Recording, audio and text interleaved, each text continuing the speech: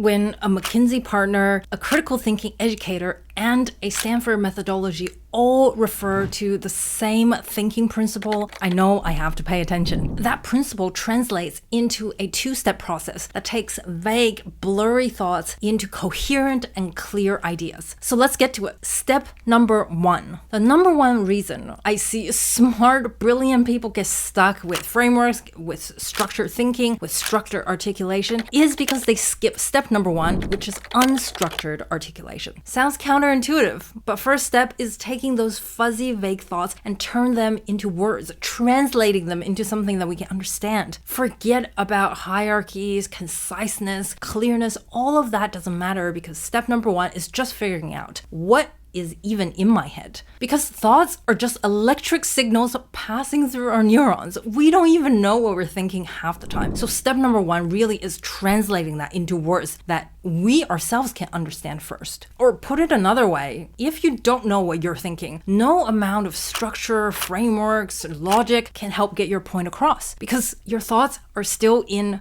electric signal form. So how do you translate signals into words? I use the method taught by a McKinsey partner, which is set a timer for 1 minute and just write down what's on your mind. For example, I used to do a lot of data analysis and research presentation to execs. So things that go through my mind in that 1 minute is how much detail should I include? What are the key points? What do the execs care about? How much context should I give? What if I'm missing something critical here? Are my conclusions even strong enough to drive decision making? 1 minute goes by fast, but once you do that, you'll see this simple work journaling exercise. It does a few things. Number 1, I know what I'm actually thinking because before thinking about needing to present, I just feel overwhelmed, a general overwhelmingness that I can't even articulate what I was worried about. But by writing things down, I knew, okay, I'm worried about context. These are the things I think are the key points, but I don't even know if they're going to land with the executive. So I can really see, what am I actually thinking? What is causing all this overwhelm in the first place? Number 2, I can think deeper. All of that superficial level thoughts are cluttering my mind, but now I have them on paper. So I can decide, okay, out of these, which ones I want to work on, which ones I have deeper thoughts about, and really work that out. Number 3, this helps me think fast on my feet. 1 minute goes by in a flash. So having that time constraint really helps me focus, help me do that translation as quickly as possible, which really helps when you're thinking on your feet, answering questions, talking on the go. Now, just a side note, 1 minute is quite fast. This is the management consulting way, and if it doesn't work for your context, for your work, that's all right. In the critical thinking book that I was mentioning earlier on, they talk about free writing, which is 10 minutes long. Again, not that long, but it gives you some more space to work through the thoughts in your head. Or you can take the Stanford design thinking approach where when you diverge and you think, you give yourself 1 minute, 5 minutes just to get all the ideas out. And you want to repeat step 1, this process of setting a time constraint and listing out what you're thinking, translating the thoughts as many times as you need. Going back to the example of me thinking of how to present the findings, the research, one of my questions was,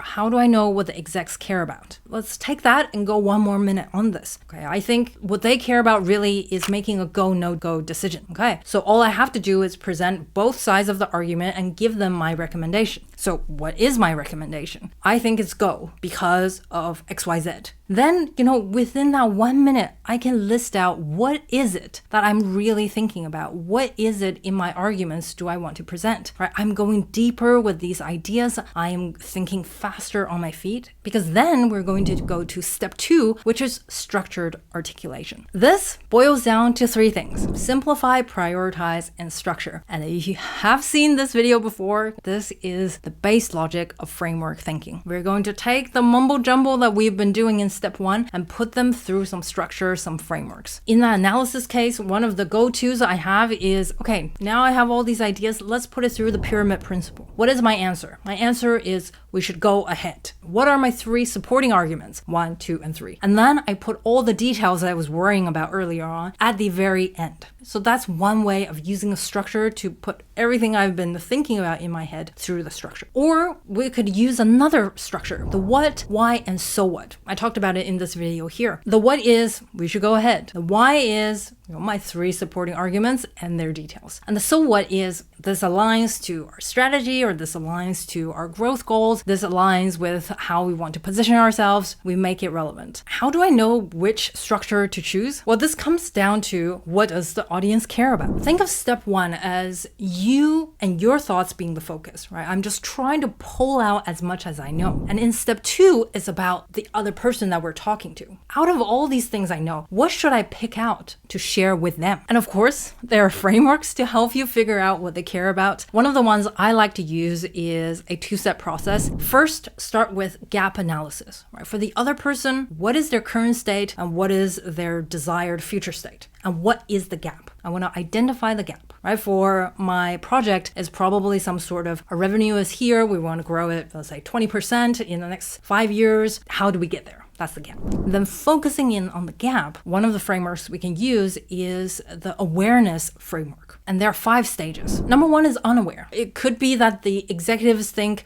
just with our current products and services, we will grow our revenue because they're doing so well. They don't actually realize, hey, maybe we can only grow at 5%. And then we're missing a 15% gap. If that was the case, I would focus my presentation around highlighting the problem. Now, stage number 2 is problem aware. So they know, okay, we're not going to get to that 20% revenue uplift with just what we have, but they don't know the solution. So what are we going to do about it? And if that's the case, I'll focus my time highlighting what the solution needs to be. They already know the problem, we quickly agree on the problem, and we go through the solution. The 3rd stage is solution aware. So they know there's a problem, they know there's a solution, but they don't know the plan to get there. If that's the case, right, I focus my talk around the plan, right? We need to identify the right product, here's how we're going to do it, and then here is the timeline for launching, something like that. And if they're in stage number 4, which is plan aware, then I want to focus my presentation around how do we then take action, right? Here is all the resources we need in terms of budget, in terms of team, in terms of timeline. And I really laid those things out and don't spend too much time talking about everything beforehand. Just need to reach an agreement. So there you have it. Go from brain fog to clear articulation. It's just 2 steps. And if you want to go deeper in this process, in articulating your thoughts, getting your point across, then check out the link below for my courses and cohorts. And I'll see you in the next video here. Bye.